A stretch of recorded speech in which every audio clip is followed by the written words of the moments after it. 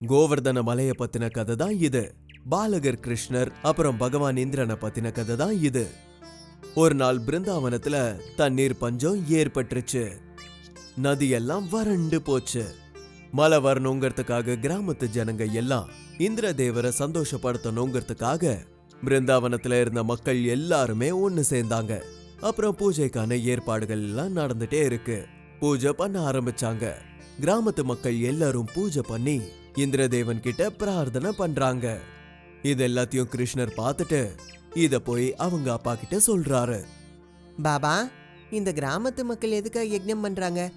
இப்படி பண்றதுனால மழை பெய்யுமா என்ன?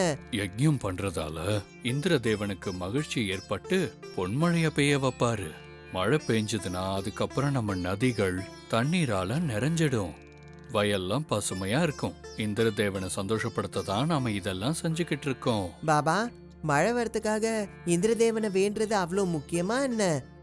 வருஷா வருஷம் அவரை சந்தோஷப்படுத்துறதுக்காக யஜ்ஞம் பண்றது ஐதீகம். அதனாலதான் கிராமத்தை சேர்ந்தவங்க எல்லாம் இதை பண்றாங்க. ஏன்னா இந்திரன் மழையை கொடுப்பாரு. கிருஷ்ணர், பலராமன், தண்ணி நம்ம வாழ்க்கையோட முக்கியமான ஒரு அங்கம்பா. அதே மாதிரி இந்த தண்ணீர் கட்டுப்பாட்டை அந்த இந்திரன் தான் பூர்த்தி செய்வாரு. அதனாலதான் அவருக்கு இந்த யஜ்ஞத்தை நாம பண்ணிக்கிட்டு இருக்கோம். ஆனா பாபா, விஷ்ணு பகவான் சொல்றத அவர் செய்வாரு. அதுதானே அவரோட கடமை. சொல்ல போனா அவர் பொறுப்பு இது. அவர் எதுவும் தானாலாம் பண்ணல. அதனால என்ன இதெல்லாம்? நாம எதுக்காக இப்படி பண்றோம்? அவர் தான் அவரோட வேலையை செய்யணும்ல. கிருஷ்ணா, உன்னால புரிஞ்சுக்க முடியலப்பா.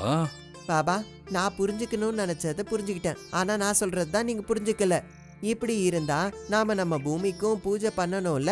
ஏன்னா எப்பவும் பூமி தான் நமக்கு எல்லாத்தையும் கொடுக்குது. அதனாலதான் நாம கோவர்தன மலைக்கு பூஜை பண்ணணும். ஏன்னா அது மேலதான் நம்மளோட மாட்டை நாம கூட்டிட்டு போயிட்டு இருக்கோம். அங்க இருக்கிற புல்ல அது சாப்பிடுது. நமக்கு அதுல இருந்து பால் கிடைக்குது. நாம வியாபாரம் பண்றோம், நமக்கு காசு கிடைக்குது. இது எல்லாமே நமக்கு கிடைக்கிறது கோவர்தன மலையில இருந்து தானே. அதனால நாம அதுக்கு தான் பூஜை பண்ணணும். நந்த பாபா, கிருஷ்ணர் சொல்றது உண்மைதானே? அவங்க எல்லாருக்கும் விஷ்ணு பகவான் தான் சக்திய கொடுக்கறாரு. அதனால மழை பெய்யறதுக்காக இந்திர தேவருக்கு மட்டும் தனியா பூஜை பண்ணுங்கிற அவசியம் இல்ல. யோசிச்சு பாருங்களேன், நாம கோவர்தன மலைக்கு தான் பூஜை பண்ணணும்.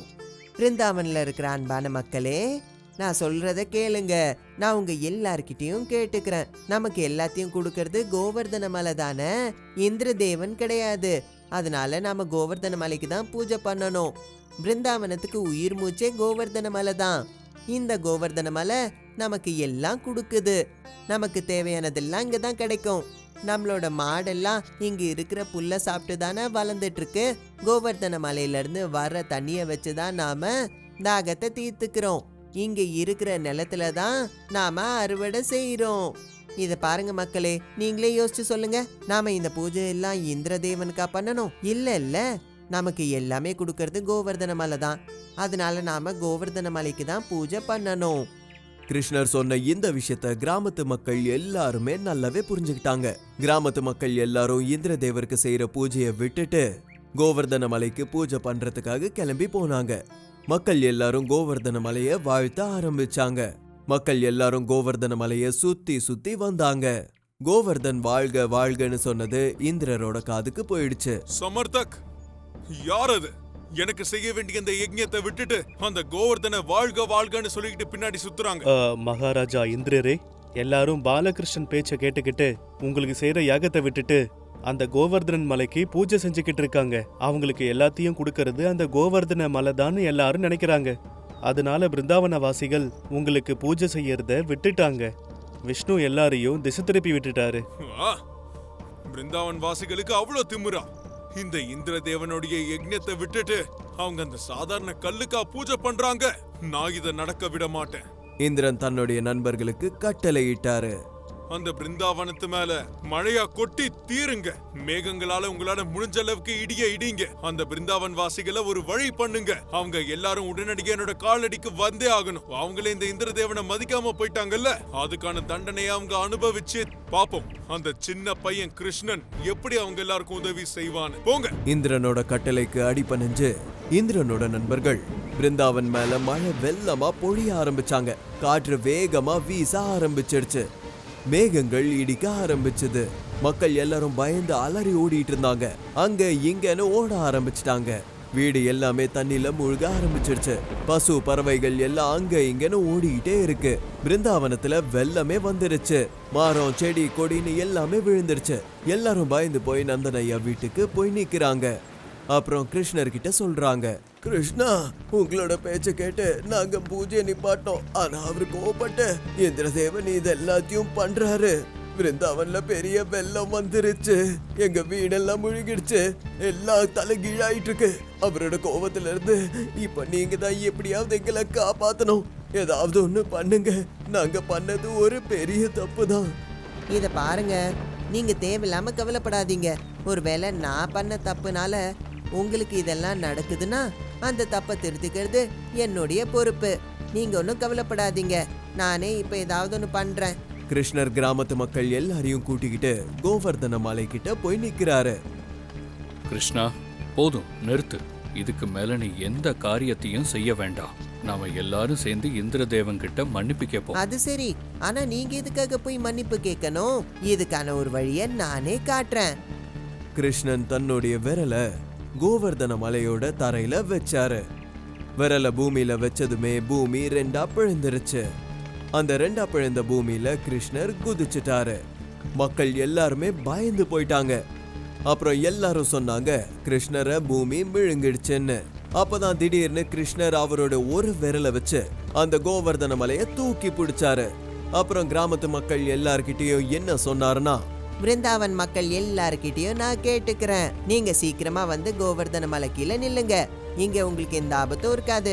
எந்த ஒரு புயலாலையும் உங்களை தாக்க முடியாது.